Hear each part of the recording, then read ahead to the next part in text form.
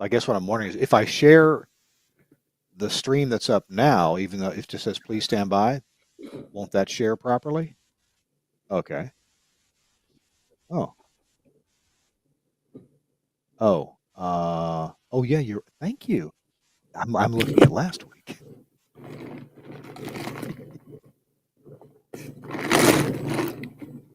And Suncast last week, as on Thursday at 4 Central Time, did I share the live broadcast? No, I forgot. I was in some kind of post-Christmas funk, apparently. There we go. Yeah, I did publish it that night, like I usually do, on Friday. But since I had the documentation that you provided, I did go ahead and publish. Okay. Let's just go ahead and share that. And get back to my feed.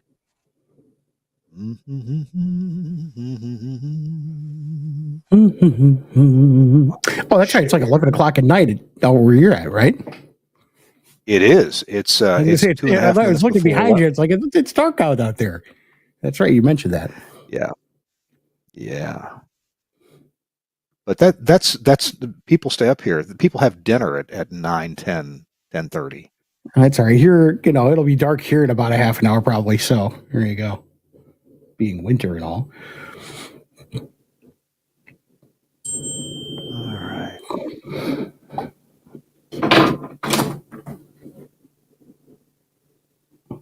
We're sharing that. Now let's go back to Kirk Harnack page and put this out onto the Broadcasting Club.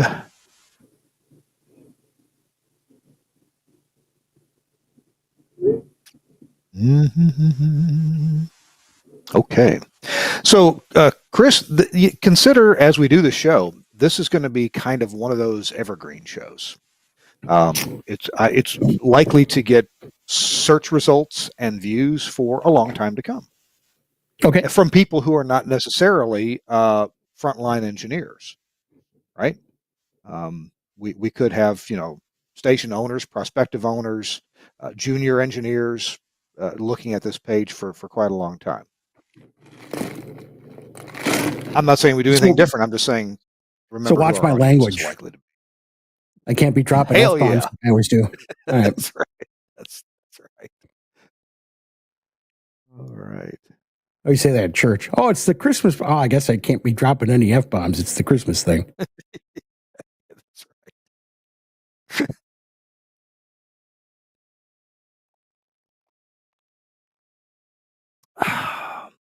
Well, good. I'm actually glad that we had this idea because I know people always talk about it. So, talk about us doing that. Chris Tobin and I did some that we kind of called our foundational series, and we explained things like what is amplitude modulation. It's been a whole episode on that, and what is frequency modulation. Whole episode on that. And I think your idea to come up here was, hey, I've got a piece of paper in my hand that says I can build an FM radio station. Now what? Now what do I do? How do I avoid making mistakes that are going to cost me money? And trust me, I've done a lot of that in the past 5 years now. So there you go.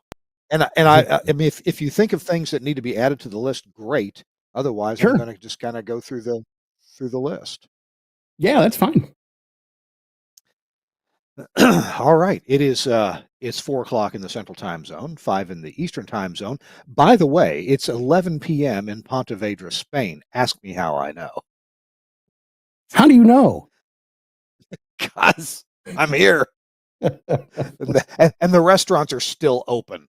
Good golly, these people stay up late. Of course, they take a 4-hour nap in the middle of the day. I like that. We were. I'll get into it during the show. Okay, here we go. It's episode 729. Suncast, our capable one, is at the controls. Thank goodness it's not me. Although I think Chris does this on Sundays at his church. So good for Chris. I was never that good at it. Here we go with episode 729 in 3, 2. Hey, welcome into This Week in Radio Tech. I'm Kirk Harnack, your host. Welcome to our first episode of the year 2025.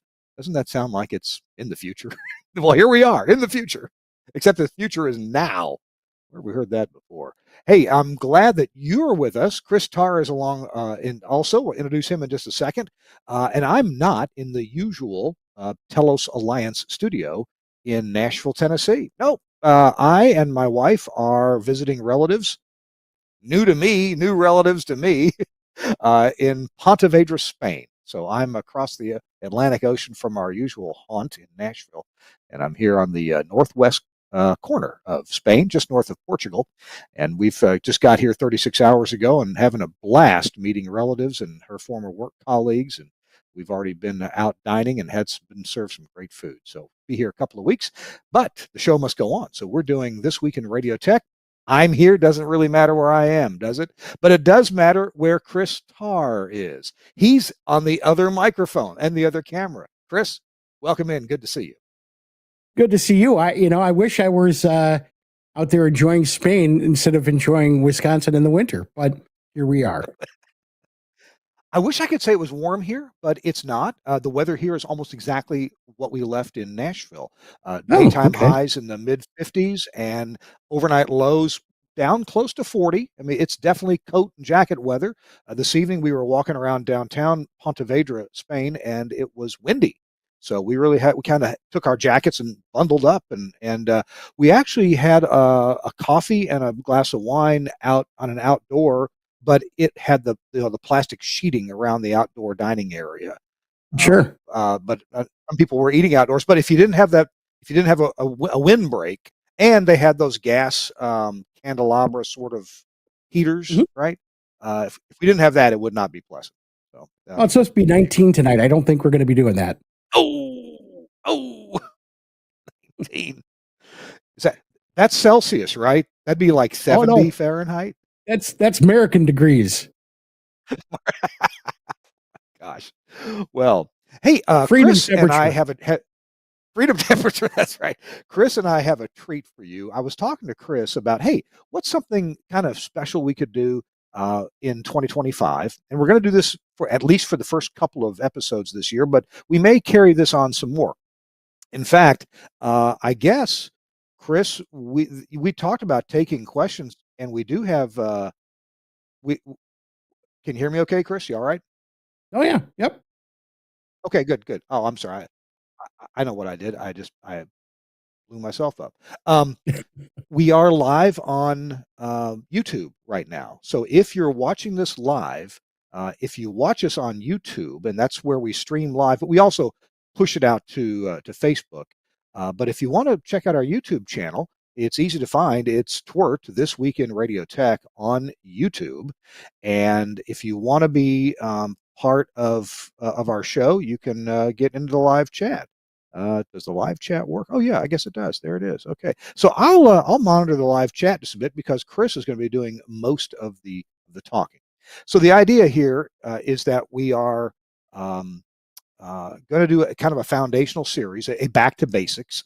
We're going to answer questions that, hey, you could get these answers from any seasoned broadcast engineer, and maybe some who are not so seasoned. But if you're kind of new to this, or you'd like a refresher, or you just like to hear Chris's ideas and maybe a few of mine on a lot of basic questions, some great advice on building radio stations, that's what this Back to Basics series is going to be about. And our first episode, we're going to talk about, you've been given a construction permit to build a radio station. Bought one, or you've applied for one and you've got it from the FCC, but you've got permission now to build an FM radio station. What are some of your next steps? And that's what Chris is going to talk about. I'll pose some questions. Chris will give the answers. I might interject a little bit here and there. And so I think this will be very useful advice. There's maybe a certain order you want to get things done in. There are certain things you need to have in place before you get, pouring concrete or building a tower or ordering a transmitter. That's what we're going to be talking about. Chris, have I got that set up kind of right? Does that sound right? Pretty much. But we'll call it a thought experiment. A thought experiment. Okay. Well, like I said, I will, let's see, in the chat on YouTube, I'm going to say, ask your questions here. Let's see if that works. Yep, I guess that works. Okie dokie. So we're on Good YouTube deal. live. Ask your questions there. Okay, Chris, got a construction permit from the FCC. Yes. That's the first step. And the most important thing about building a radio station when you have a construction permit probably is building it in compliance with the construction permit. Sure. Because Well, otherwise, yeah, go ahead. yeah. I mean, obviously, when you file for a construction permit, at that point, you've already decided, where you're going to put the station. You can change that, and we'll talk about that. But you've already decided, either through auction or whatever, what the city of license is going to be, where the transmitter is going to be located, what the power is going to be, what class of station, everything else. So at this point, you've been awarded that construction permit that now says, here, go ahead and build it. Now, one of the things that people forget or sometimes don't know about construction permits is if you follow the rule of the law, you can't even start building it until you get a construction permit. Now, you can, have the stuff sitting around, but the FCC says you actually can't start building this radio station until you have your permit. And I guess that's, they like to say that prevents people from building it and using that as an objection or, whatever that, hey, we spent all this money to build it. And now you're saying we can't do it. The FCC says, no, you got to put on the brakes. And I've done many of these over the years, construction permit on the air. And typically what I say is, obviously you don't know till you know with a construction permit. But if you have a good FCC attorney and a really good consulting engineer, you'll get a pretty good shot at knowing that you're good. You'll get to a certain point along the way where you're going to be good to go. And that's usually when I say, okay, start looking for equipment to build this. And that's typically how that process starts. And like I said, sometimes, there's some speed bumps, but usually the FCC is pretty good at contacting the people on the application if there's an issue that needs to be a minor issue that needs to be corrected. But do not put that antenna up and get that steel in the air until you've got that approval. Hey, let me ask you, on a construction permit, what does it typically say on the construction permit? I guess it's got the licensee's name. Better be the same licensee. If it's, Joe Blow Broadcasting, it better be Joe Blow Broadcasting. And I wonder, does the CP list the ownership status of the owners in that company? Just basically the construction permit is just the licensee, and it will say the location, pretty much all the technical parameters that you filed for along the way. So, class, height above average terrain. It will not do transmitter power output. That's part of the license to cover, but it will say ERP. And that's about it. It won't specify, antennas and things like that. Unless if with translators, you have to use the specified antenna. But with FMs, you don't specify any of that till after it's built. But you will have the height above average terrain, the location coordinates of the tower ASR, the licensee name, and then the expiration date of the permit. And this is interesting. You mentioned the height above average terrain, and that's of the center of radiation of your antenna. Most FM stations are going to have an antenna that's kind of long vertically. It might, if you're a higher power station, you might have 6 or 8 or 10 or a dozen bays of antenna. If you've got 10 bays of antenna, you've got an antenna that's almost 100 feet long. So depending on the frequency of radiation. Right. So center of radiation, got to match up. And you mentioned it's got an expiration date. Yes. Chris, why do I see so many station owners put off for one reason or another, or 10 reasons, building their station until the last minute, like there's a big flurry of hurry a month before the construction permit runs out? Well, I can give you an example of one, in fact, that I was involved in. This was a nonprofit, and, they just didn't really, it took them quite a while to get through the process of getting their construction permit. Everything got issued. Then it was, okay, they had to build a tower and do all these other things that got delayed and messed around. And I literally, I got called, and I think I've told this story before, but it was, oh boy, I've now been with them, I think 10 years as their consulting engineer. But I got a call from this group of people that got referred me to them. And this was maybe early in December. And they said, hey, we've got this construction permit. We've got to build this station. We were wondering if you could give us a hand. We're kind of stuck and, with towers almost done, but, that's about where we're at. I said, great. Well, I'm kind of busy. Let's get through the holidays. And then in January, we'll get this done. Yeah, the construction permit expires in 3 weeks. So, I basically, the next day I got down there and I said, okay, we're going to do everything I say to do when I say to do it. And I think we'll do it. And we actually I turned the power on the transmitter the day before the construction permit expired. So, I think in a lot of cases, there's so many things, and we're going to talk about some of this stuff.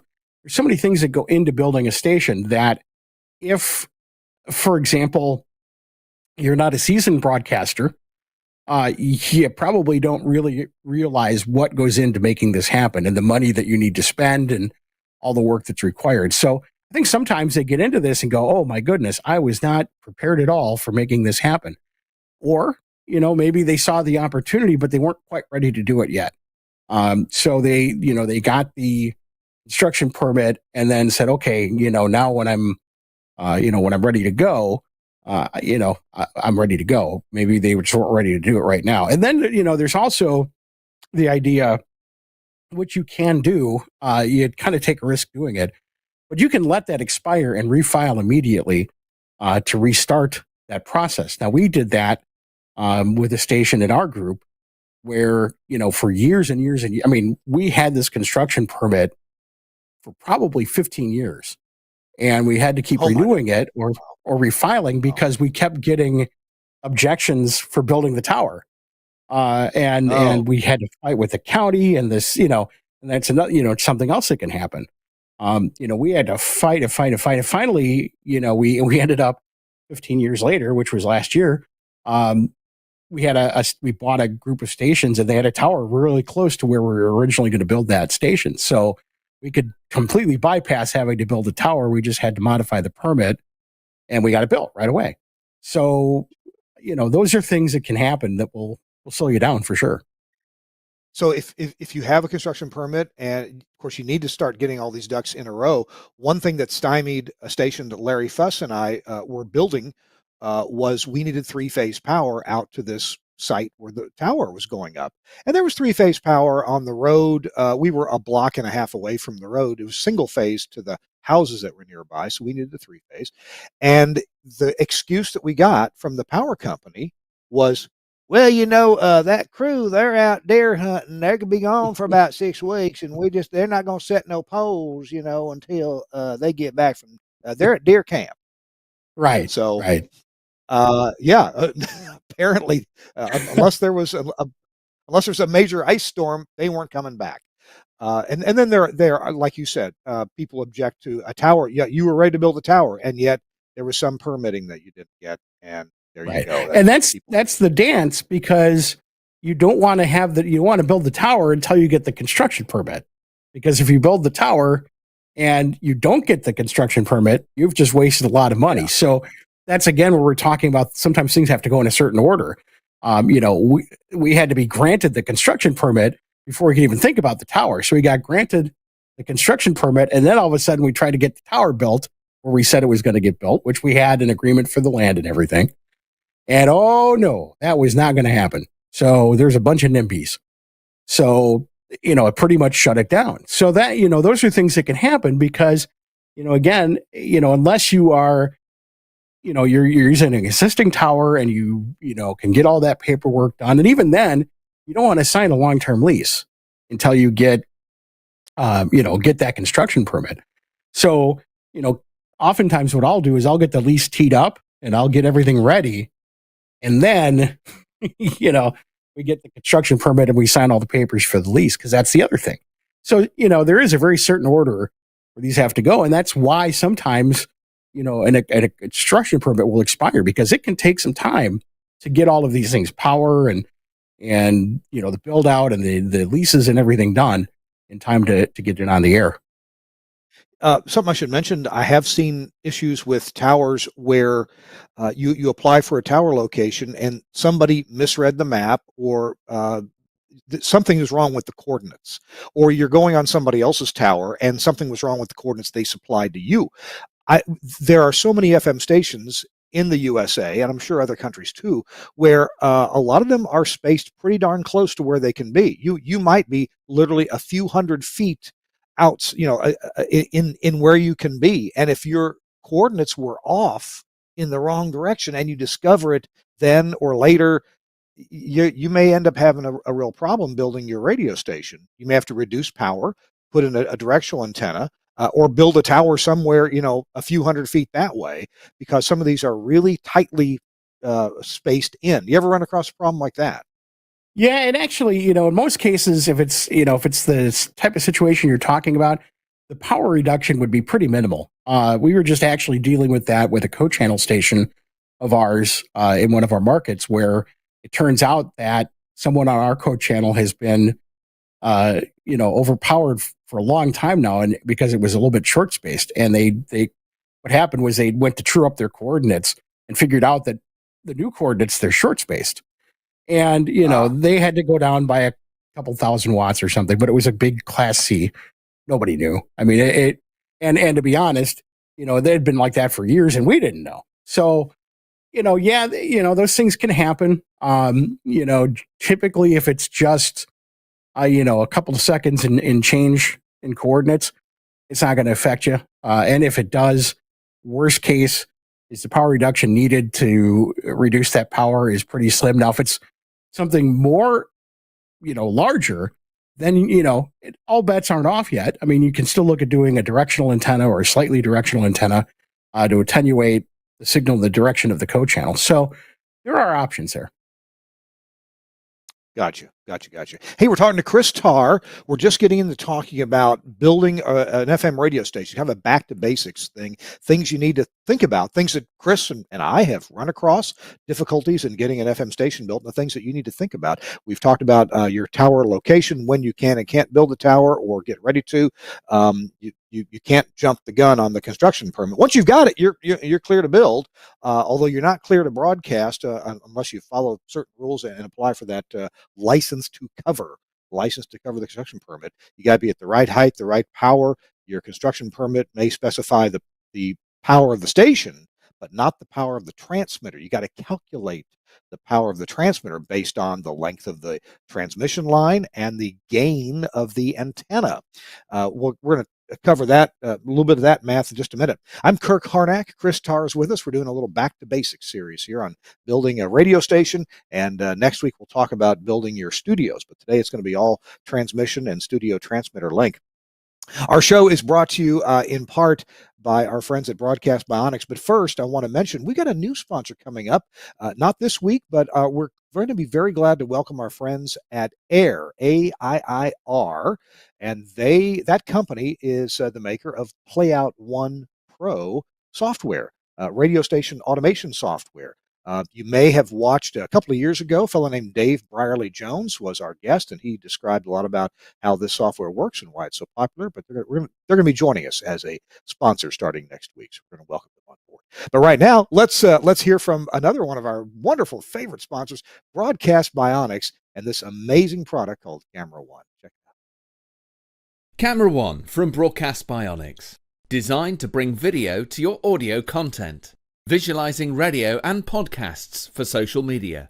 Camera One can automatically create, capture and brand professionally switched video for live streaming or upload, making your production shareable. Control and configure using a web browser on any device. Camera One is available as a 4-camera or 8-camera system using the Blackmagic A10 Mini range, including the A10 Mini Extreme. You can use cameras to suit your studio and your budget. You'll need one camera for a studio wide shot and usually one camera per microphone. A standard multi-channel sound card or IP driver monitors audio from each studio microphone, and we work natively with Axia systems. Ideally, this will be a post-fader feed from each mic, although you can use pre-fade audio or a mic split if that's all you have available. These audio levels are used to intelligently switch the video feed when each contributor is talking. You can also group microphones together into one shot and use the audio from a mixer's aux bus. You can use Camera One's auto switch feature, or disable it and switch using the on-screen buttons or the buttons on the ATEM. Recordings can automatically start when you tell the system you're on the air. This on-air indication can be linked to your studio's red lights via IP or an Avantec ADAM GPIO interface.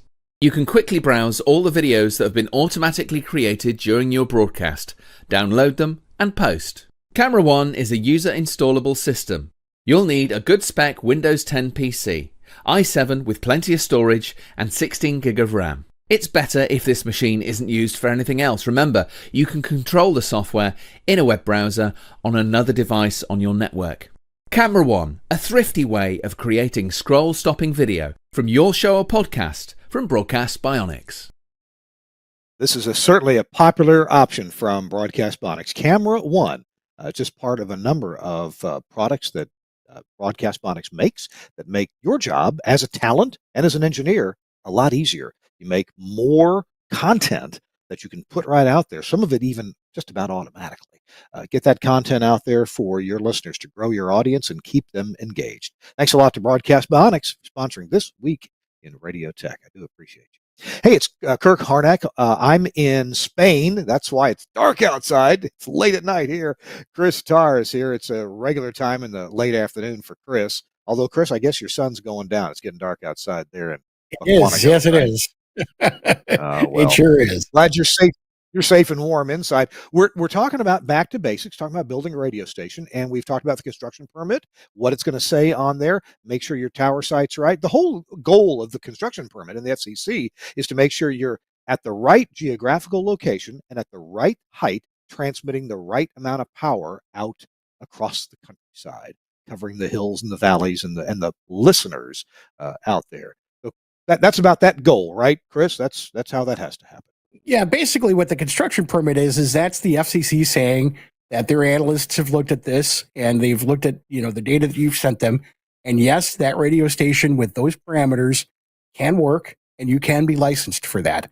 So here, go ahead. Here's your permit. You may build it, as specified on the construction permit for those parameters. And now it doesn't tell you like transmitters, antennas, lines, anything else. It just says, okay, you can build this station on this frequency at this ERP at this location. Now, you can change some of those in the process. You can amend or modify construction permits along the way. If maybe you find a better tower site or something like that, or you find that, you could actually, from a slightly different location, upgrade classes, stuff like that. You can do that during this process.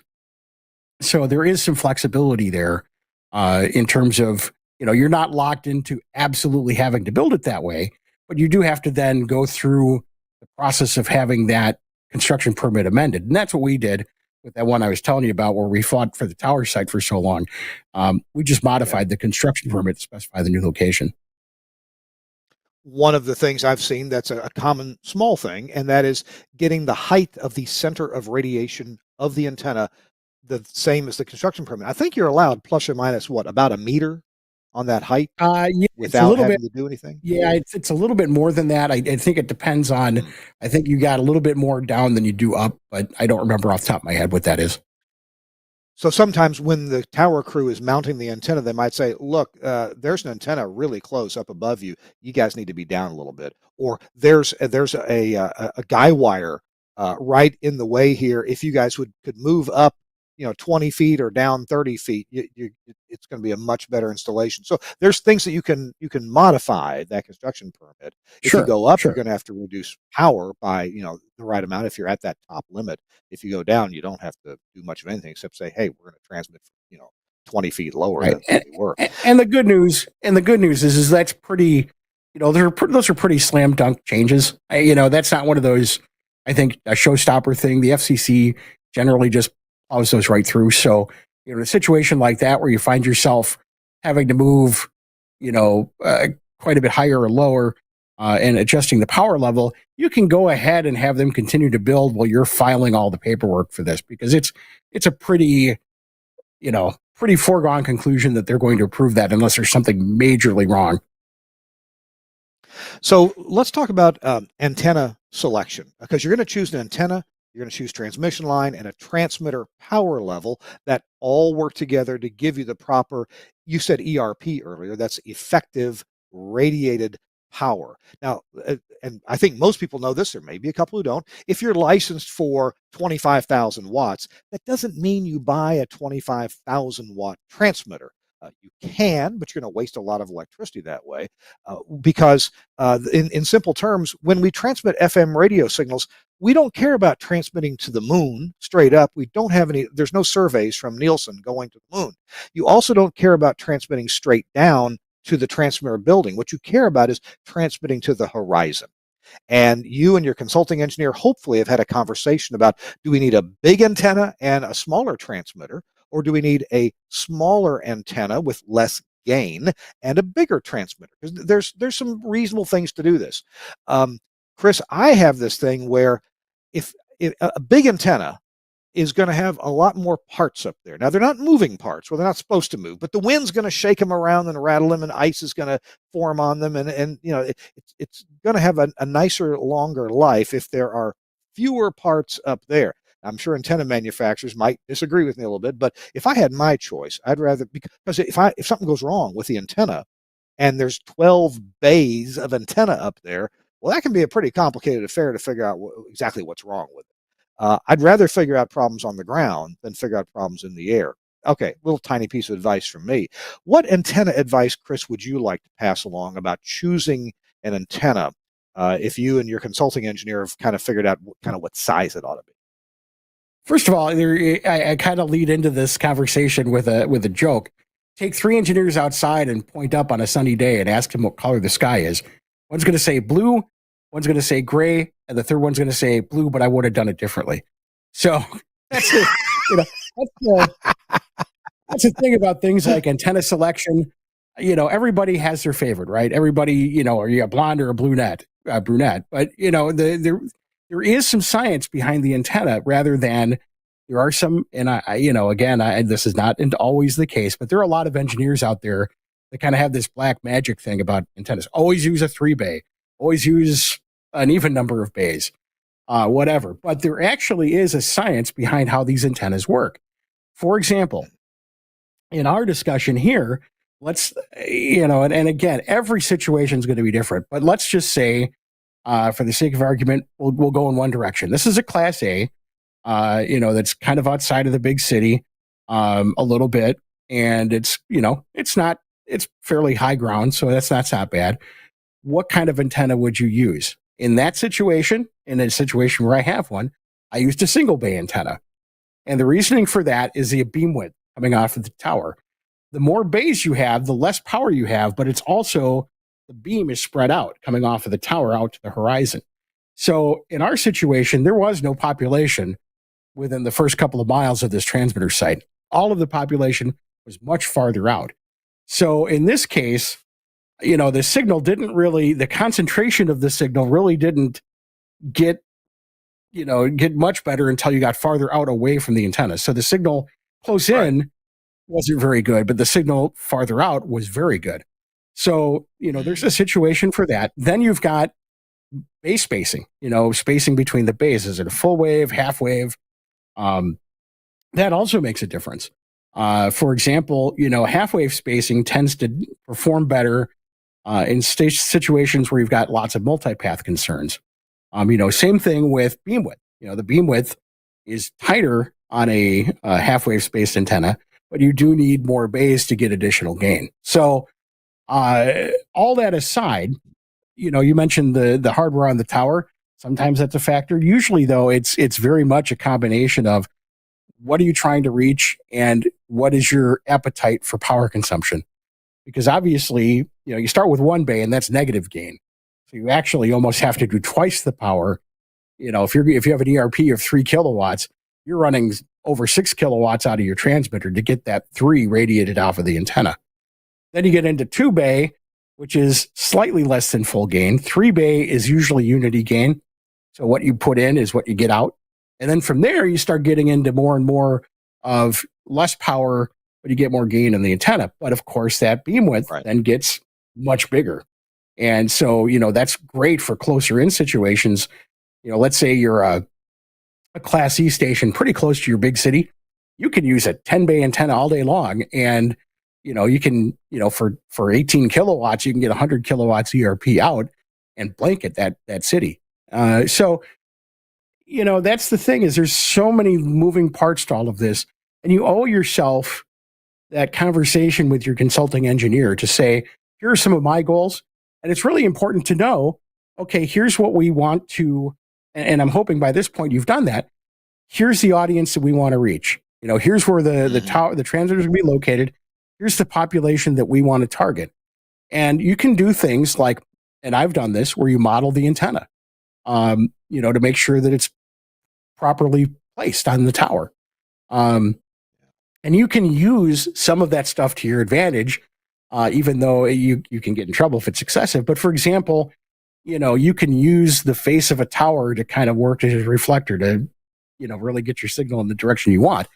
Now, if you do that and it really, increases your gain quite a bit, you're going to get in trouble. There's a station in Texas, I believe, that got into a big mess because they actually constructed the tower to act as a director. And That's a direct. yeah, and was ended up beaming like 3 times your ERP into the big city by doing that. You can't do that, but you can, you can use that to your advantage with placement on the tower. And I've done that in the past. Use kind of that natural shielding to work in your advantage. I would add that every situation is different, as you pointed out, and talking to a consulting engineer who has actual experience with different antennas and different terrain regimes and different population centers is going to be very helpful. Now, if you're building a Class A radio station in West Undershirt, Arkansas, and your tower is in the middle of town, you're probably not going to have a big problem. Don't put 15 bays up there; you're going to skip over the town. But and you're not going to want that kind of power anyway. There's a station in Nashville. It's a Class A FM station. They really want to cover the city pretty well, so they went way over height. Normally a Class A would be 100 meters or 328 feet. They're at like 900 feet, and so they have to derate their power a lot. They elected to go with 1 bay, and their ERP is about 700 watts. I think they have to put 1,400 watts into the antenna because you get about half out of a 1 bay circular antenna.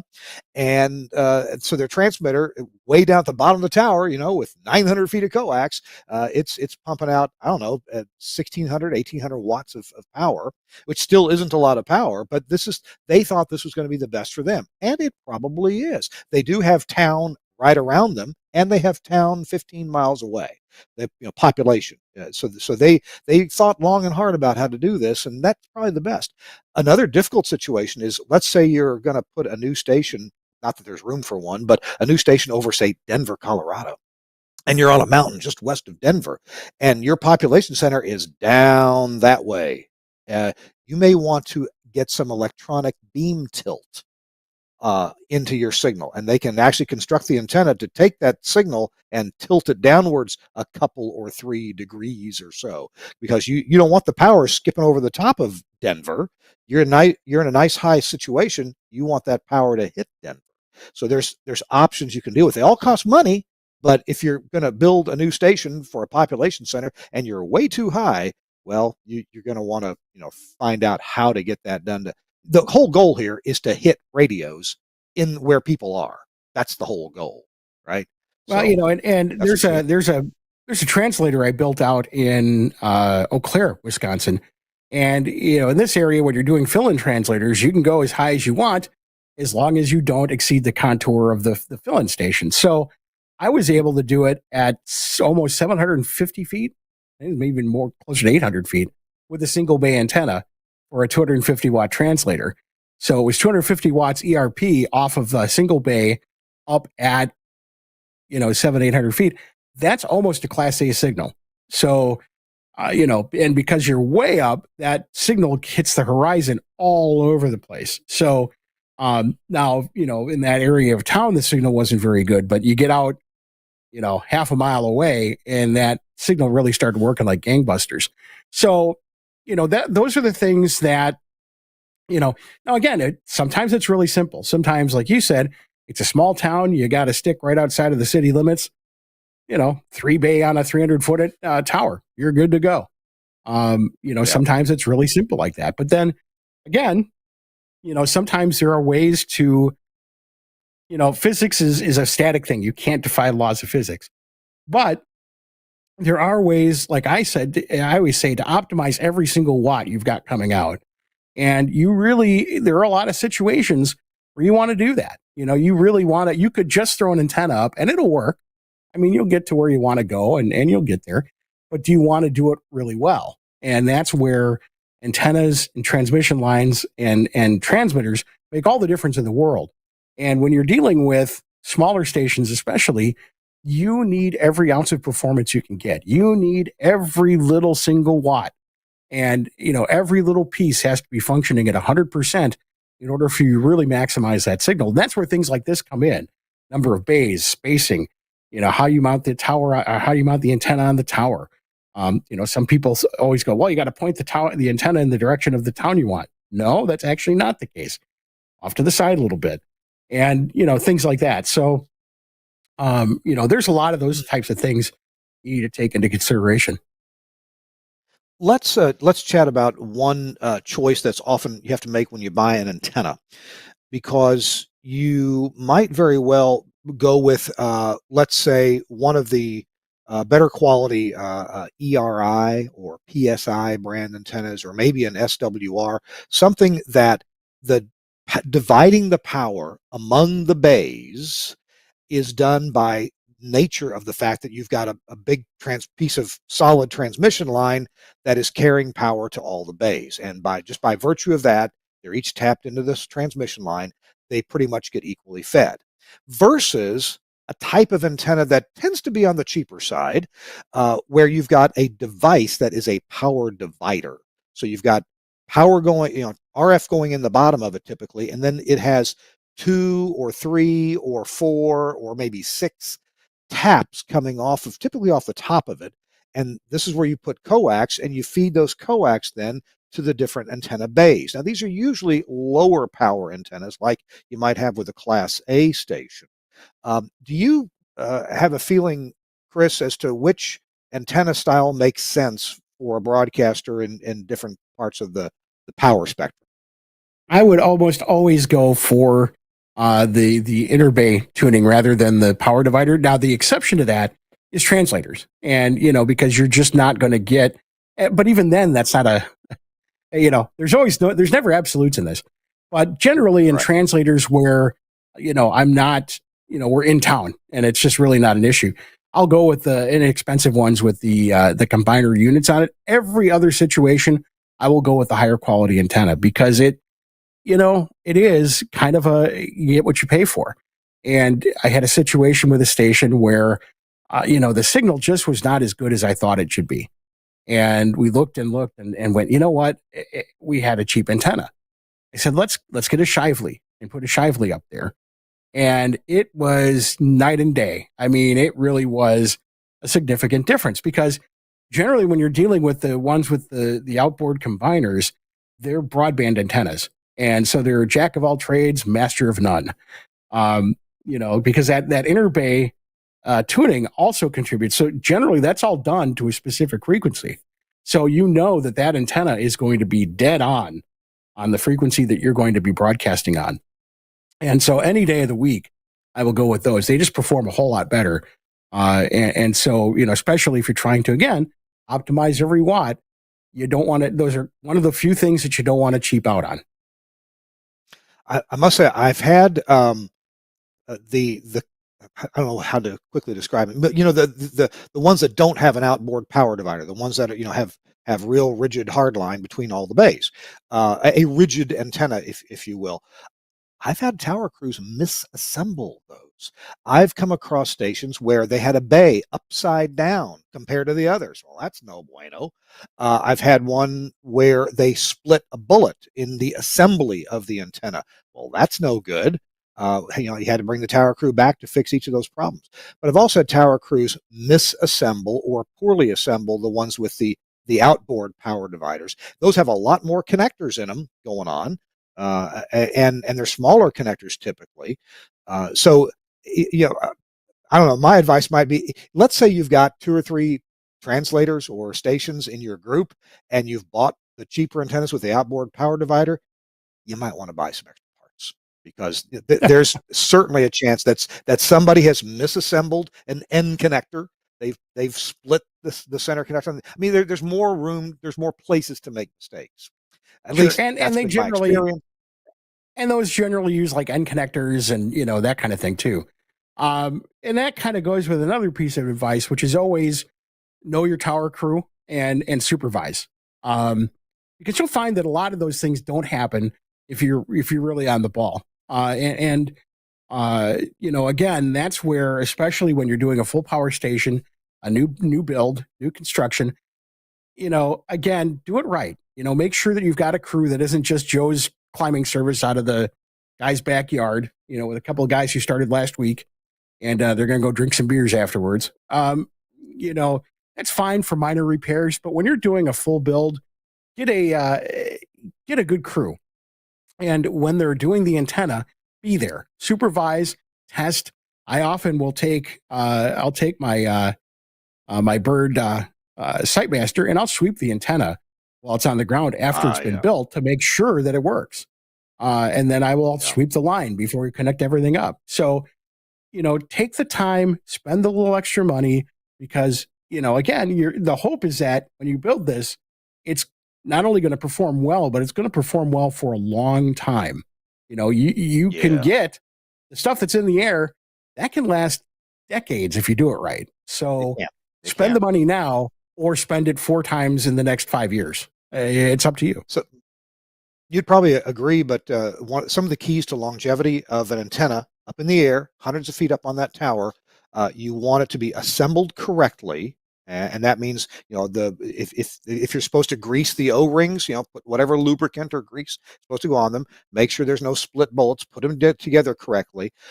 Make sure that the whole antenna, if it's a pressurized antenna, most of them are, that it always has nitrogen or other dry air pressure on it, so it doesn't get moisture coming into it. That causes plenty of problems. You don't want flashovers, so you're going to have soot and crap in there for years. And you also make sure that they install everything that they need to, that's supposed to be installed, to keep it from vibrating. Vibration will kill so much stuff. Over the years, that wind up there is 24/7. It just never stops. And it's always a lot more wind up there than it is on the ground. And so things just tend to sit up there and vibrate and vibrate and vibrate. I'll say the same thing for the transmission line coming down. We got to take a break here in a second, but by golly, I've had more trouble with tower crews doing a sloppy job installing transmission line. It can take a day or more to properly clamp transmission line, at 3-foot intervals or whatever's recommended to the tower, such that and also put the grounding kits on it, such that it doesn't sit there and vibrate and wobble, and that it's tied well to the tower, and also that it's lifted. The weight of it is held in the places that it should be. You got a final comment on what I just said before we go to break, Chris? Well, yeah, I mean, I totally agree with that. I had a station that we bought and we later sold after I had to rebuild the whole thing. That was on a bad connection, and when we bought it, we didn't really think about it. We're like, why is this thing not at full power? So we put it at full power, and about 2 weeks later, it burned up, and that's because over the years this connection got bad, and with less power in it, it was fine, and then we cranked up the juice and just smoked it.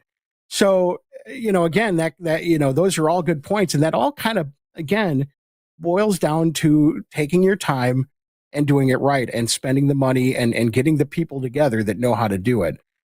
Because again, especially if this is a new station, you're going to put this on the air and you're going to be putting a bunch of money in promotions and, getting the word out and everything else. And it's bad luck. You get that thing on there for a month or two and then it dies. And then you've got to try to find the money to get it back on the air again. So, do it right the first time. I mean, it's so important. All right. We're going to take a quick break here. And when we come back, we're going to talk about the transmission line at the bottom of the tower. And that's where it connects to the transmitter. What are some of the considerations for grounding, for toroids that come with Nautel transmitters, for example, and what should you do at the bottom, and also choosing your transmitter. I'm Kirk Harnack. Chris Tarr is along. We're doing kind of a back to basics series. You're still welcome to join in our live chat on our YouTube channel. On YouTube, look for TWiRT This Week in Radio Tech, and look for our live broadcast, and we can see your question and hopefully answer today. This Week in Radio Tech is brought to you in part by our friends at Broadcasters General Store and our other friends at Innovonics. And I want to put in a good word here for Innovonics. I think Suncast, if he's able to, is going to bring up a live. It's the Sophia HD Radio Site Streamer. Now, I just bought one of these for our stations on Maui, because this box is great remotely. I mean, from Nashville, Tennessee, or even, 11 time zones away here in Spain, I can go in and I can tune to any of our FM stations. And we've got about 6 of them there, plus some translators. We can tune into any of them and listen in good quality via MP3 streaming at a bit rate that we select. But we can also measure the RDS injection, the pilot injection. We can really have a good look. We can also look at a spectrum of the baseband. Now, I didn't get word from Suncast if he's able to pull up the live shot of this. If he doesn't pull it up, I'll assume he can't. On the back of the, not possible. Okay, on the back of the site streamer, it's got audio outputs. It's got both left and right analog outputs, and it's got an AES EBU output. Frankly, that's what I'm using to bring the output of this into my Axia system. There's a good picture of the back of it. Also, it does AOIP. It does AES 67 out the AOIP port, and it's got a LAN port for remote control connectivity. This box is just absolutely lovely. Oh, it's got some GPO points as well. You can program to alert you on loss of carrier, loss of audio, loss of RDS. You can have it alert you on any of those things. It's got a real-time clock in it for battery backup. SNMP fully supported. So Chris Tarr loves these Sophia boxes. And if you're doing HD, and this particular box we're showing you here, this also does HD radio decoding. We're going to be using that very soon in Hawaii. This shows you RDS, but it also shows you the pad, the program associated data, the pad with your HD transmission. So you can look at all of that remotely. Make sure that not only are you putting RDS data and pad into your transmissions, but they're also coming out on the other end. So they should show up on people's car radios and home receivers. This shows you all of that stuff. Absolutely love this box. We have the AM version of this. They have an AM version, and we have this HD radio version, which of course does analog FM as well as HD radio. The Sophia 568 HD radio site streamer. And on the front panel, it shows you the audio levels right there. So, even your non-engineer station employees can just take a quick look at it and they can see, hey, yeah, we got audio there. It's working well. From the front panel, they can tune other stations. You can put presets into it and tune other stations, or remotely. You can choose different stations, and you can even choose a frequency that maybe you didn't set into a preset. Just scan the dial up or down.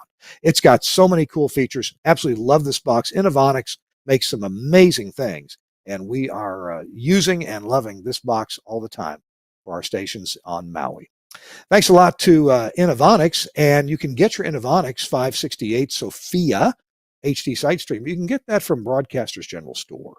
Their website is bgs.cc.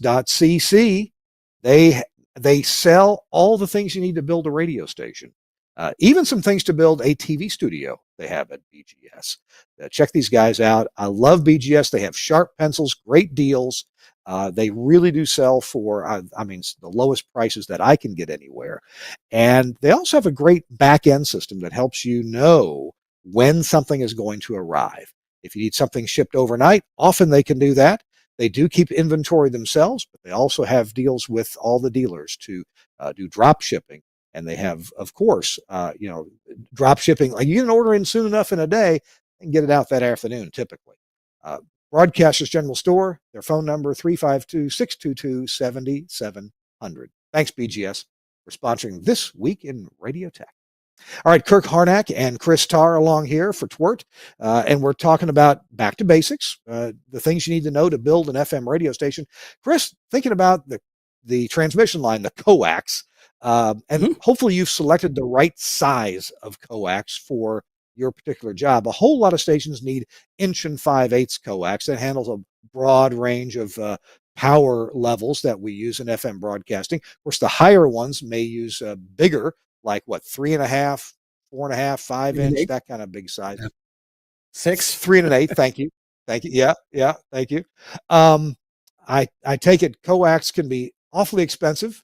Buying the right amount is pretty darn important. Otherwise, you could spend a lot of money you didn't have to. But you know what? If you don't spend enough and you buy too short, then you got a real problem, because the coax stretchers have been on back order for years now. Right. Well, here's the thing again with understanding when you go to build this stuff. There's always a lead time.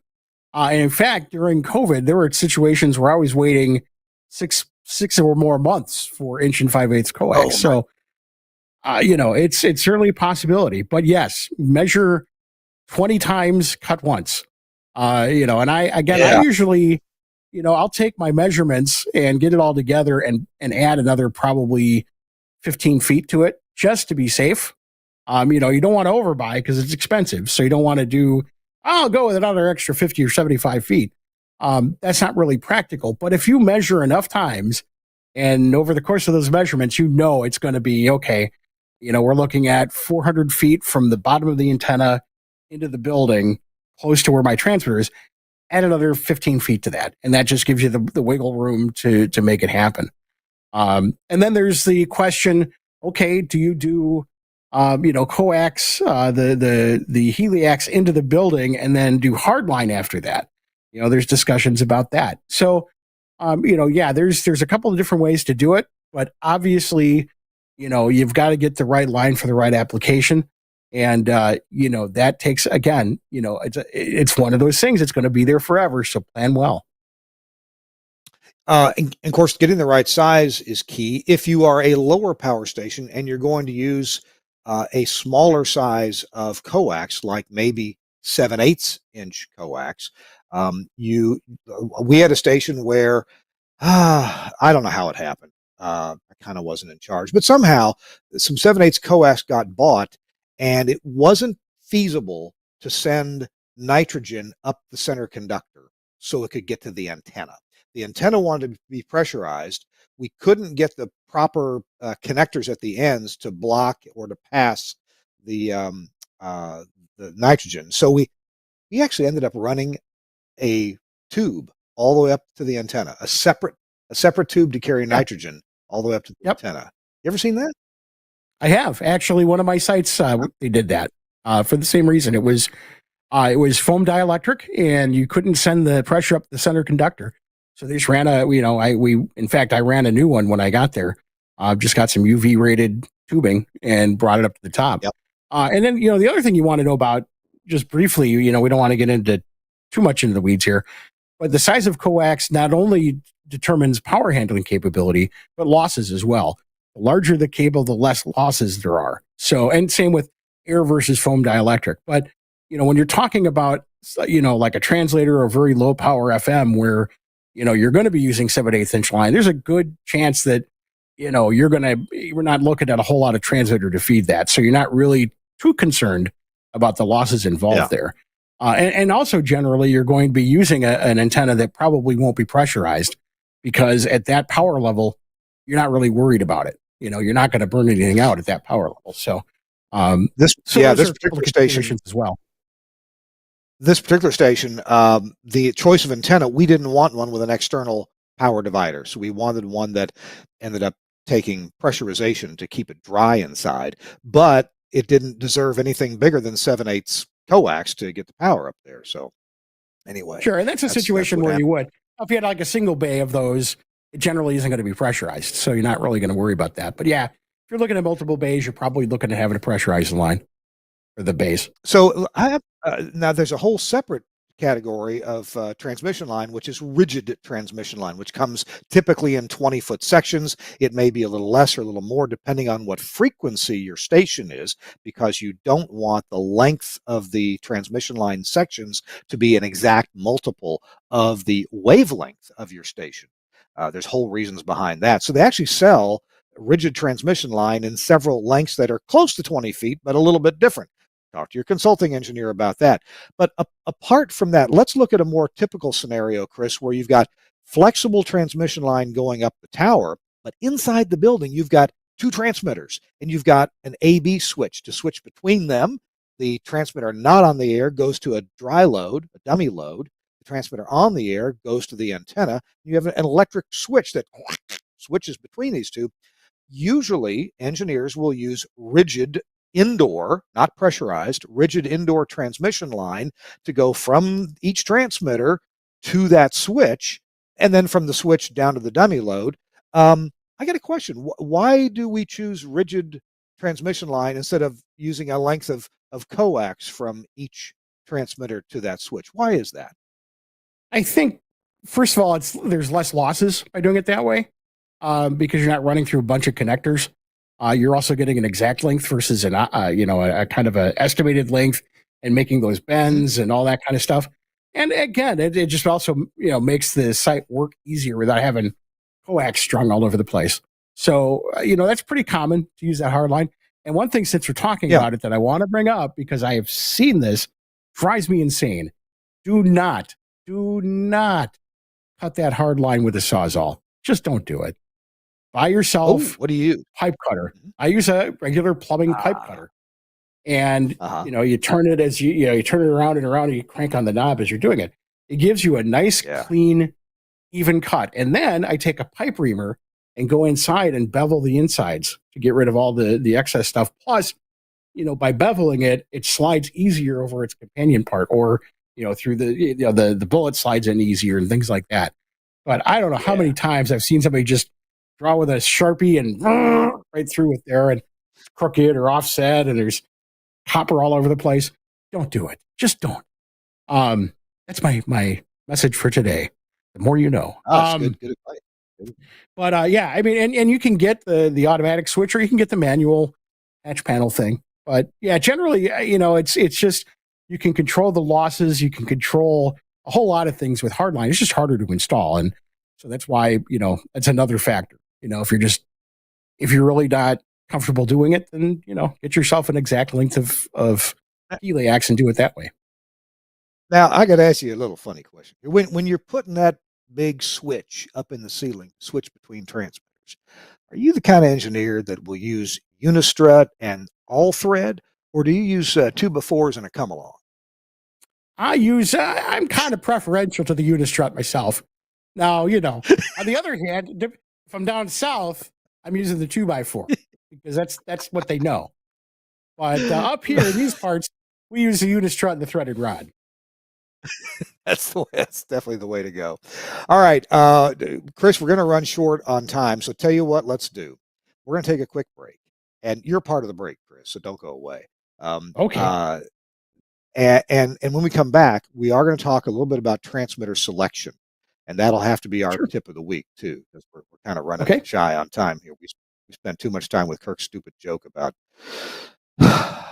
unistrut. Yeah. All right. This Week in Radio Tech is brought to you in part by our amazing friends at Angry Audio. The website's angryaudio.com. And Chris Tarr loves to tell us about their audio processing, whether it's mic processing, stream processing, headphone processing. Chris, what would you like to chat us about today? Well, first of all, my dulcet tones are courtesy of the Rebel mic processor, the Angry Audio C4 Rebel, which is a fantastic mic processor. As I said, I'm using it right now with my RE20 microphone. It is a really cool, simple, out-of-the-box adjustment. But I also want to talk about really quickly, I haven't talked about this for a while, the C-level for on-air broadcast processing. And I really like doing this, especially for this conversation, because we're going to get into that with processing and ways to handle that. I use them on all of my radio stations. I bought, I think, 25 of these boxes. And they are fantastic for, especially with older processors. What they do is they take over the AGC section of your current processor, and it does it so much better. Even better than, the gold standard used to be the Aphex Compeller, which isn't around much anymore. These replace that and do such a better job at it than the Compeller ever did. It's almost like you don't know it's there, and that's the great part about it. It doesn't really color the audio, but just all of a sudden, everything sounds fuller and more even and more consistent. And with that means that you can feed your audio to your processor right into the slot that it's happy at. Most processors, we've talked about this before, have a sweet spot where, with gain reduction, where they work the best. And the hardest part is keeping that audio level into that slot where the processor works the best. This will do that.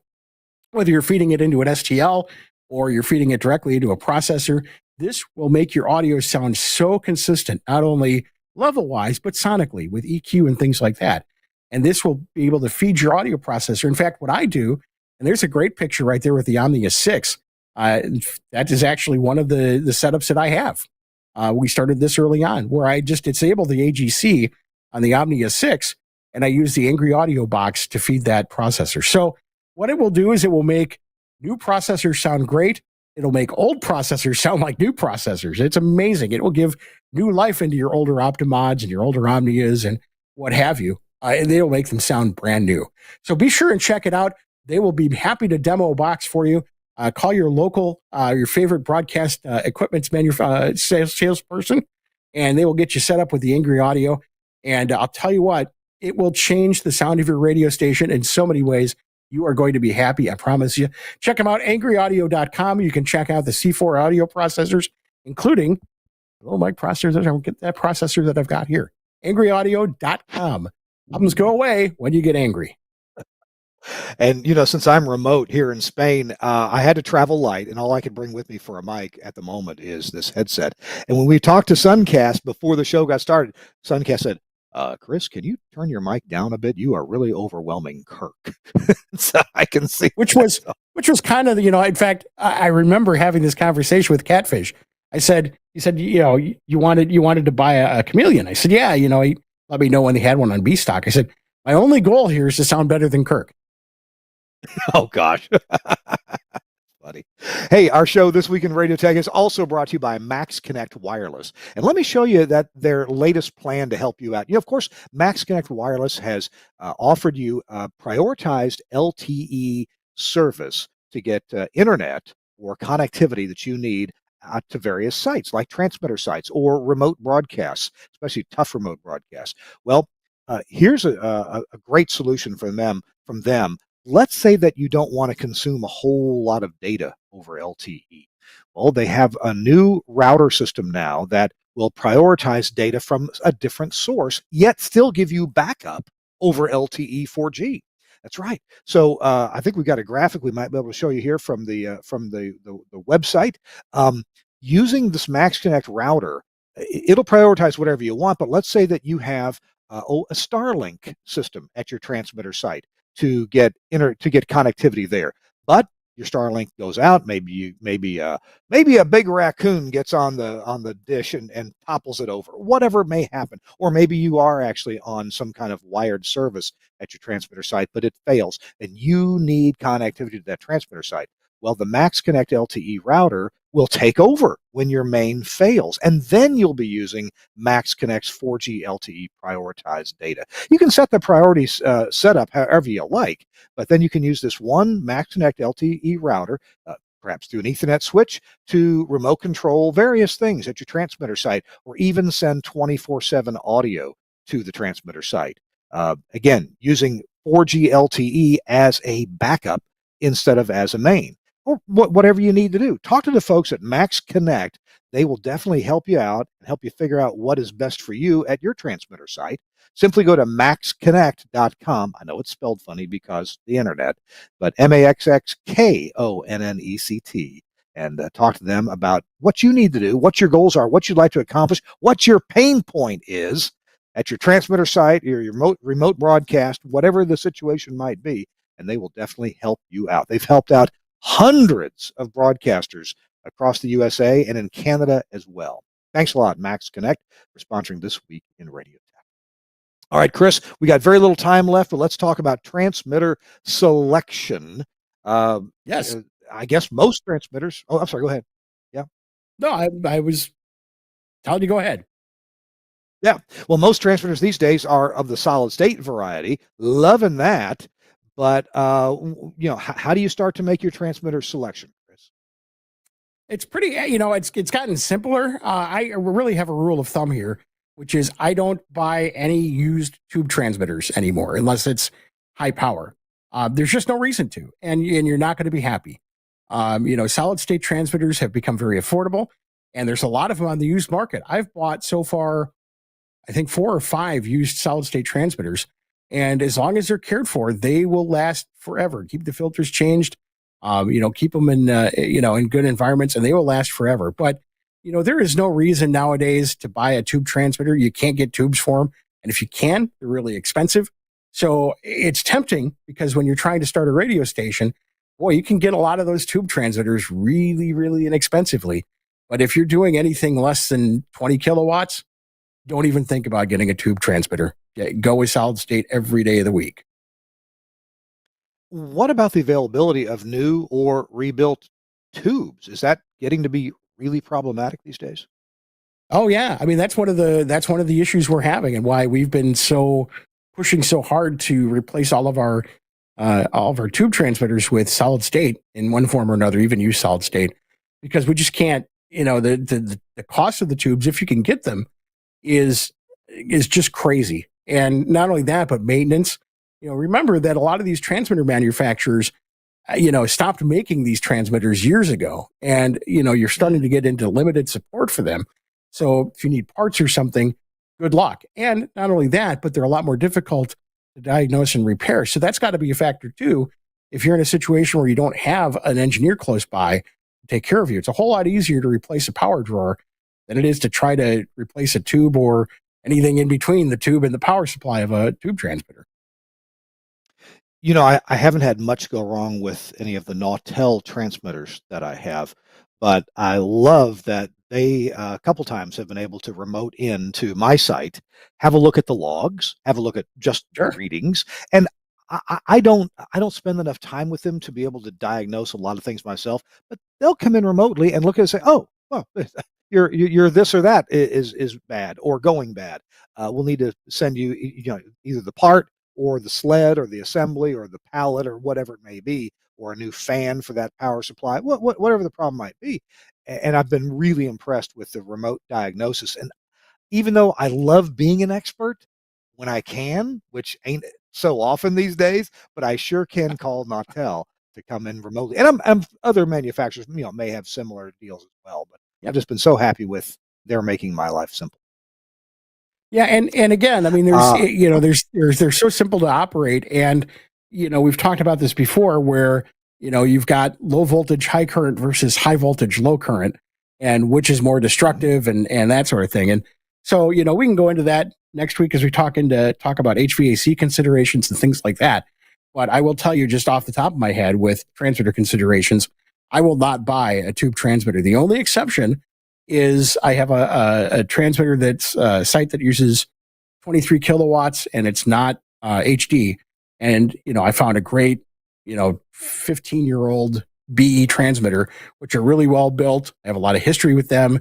They run forever, and I got it for free. So I'm like, yep, I will take that deal all day long, and I'll put that in there. But if it were like a 3 kilowatt, I've turned down, 5 kilowatt transmitters because they were tubes. And I'm like, yeah, I can get it for free, but I don't want it. We're just not going to go that route. Got a lot more airflow considerations, so many more things to think about that you kind of don't want to have to deal with a tube transmitter. Even though we dealt with them for decades, I'm just like you. I'm glad we're out of dealing with that. Hey, next week, Chris, we'll continue by talking about a little bit about, you mentioned HD, and that's a consideration when you're thinking about a transmitter and what has to change when you want to, if you're going to put HD radio signals on that same transmitter. We'll also talk about HVAC at the site. And next week, we're going to talk about studio to transmitter links. There's a lot of ways to do that now. There used to be only 1 or 2 ways to do that. Now there are several ways to get your audio from wherever you're making it to wherever you need to transmit it. And there's different ways to get this done. So Chris and I will have some good ideas for you on that. Some of them are darn near free. I mean, they're close. So we'll check it out. Chris, thanks so much for bringing us this back to basics and teaching us what we need to know to build a radio station. You're welcome. I have a lot of fun talking about this stuff. It's my job. This is what I do. So I enjoy it a lot. It's my job, man. All right. Thanks so much. Thanks to Suncast at the controls here at This Week in Radio Tech. Really appreciate his work. And I look forward to chatting with Chris and you guys next week about some more ways that we need to get audio to our listeners. And one of those ways is through the studio transmitter link. We'll see you next week on This Week in Radio Tech. Bye-bye.